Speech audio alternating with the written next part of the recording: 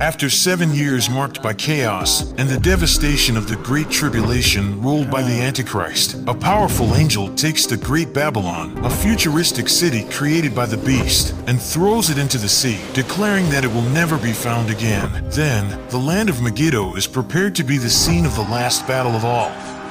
This place, loaded with history and bathed in the blood of past conflicts, would witness the final confrontation between the forces of good and evil.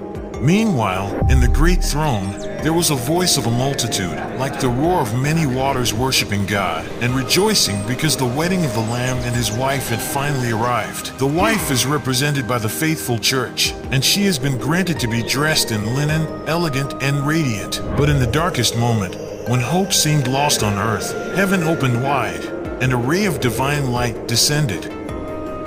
It was Jesus Christ, returning in all his glory and splendor.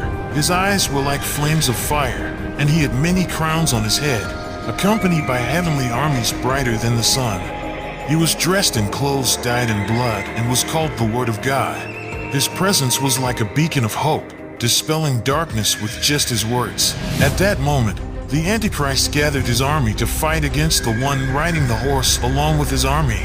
But the Antichrist, along with the false prophet, were thrown alive into a lake of burning sulfur, while all those marked who worshipped the beast were losing their lives just by hearing the word of God coming from the mouth of the one riding the horse.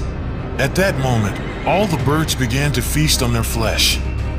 At the same time, the ancient serpent known as Satan was finally apprehended by an angel who descended from heaven with a great chain, to throw Satan into an abyss and bind him for 1,000 years so that he could no longer deceive the nations.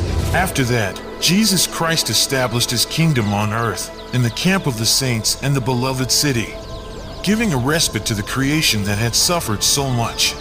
With him, those who had been martyrs of the faith and those transformed into immortality at his coming reign.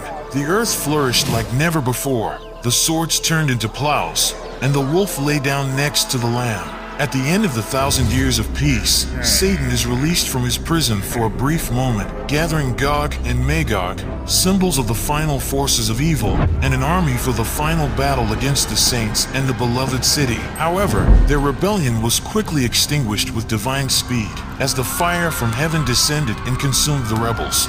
Satan, who deceived them, was thrown into the lake of fire and sulfur, where the Antichrist and the false prophet also were. There, day and night, they will be tormented forever and ever. Then came the time of the great final judgment, where there was a great white throne where the dead, great and small, stood before God. The books were opened, including the book of life, and the dead were judged according to their deeds. Death and Hades were thrown into the lake of fire for eternity, along with those whose names were not found written in the book. With the last enemy defeated, a new creation called the New Jerusalem is revealed, shining with divine glory, where there will be no more pain, tears, or death, and God will be with his people. The city will be of pure gold, like clear glass, with very high walls that have 12 gates, each with an angel and the name of each tribe. They will also have 12 foundations adorned with precious stones, and on them the 12 names of the apostles of the Lamb.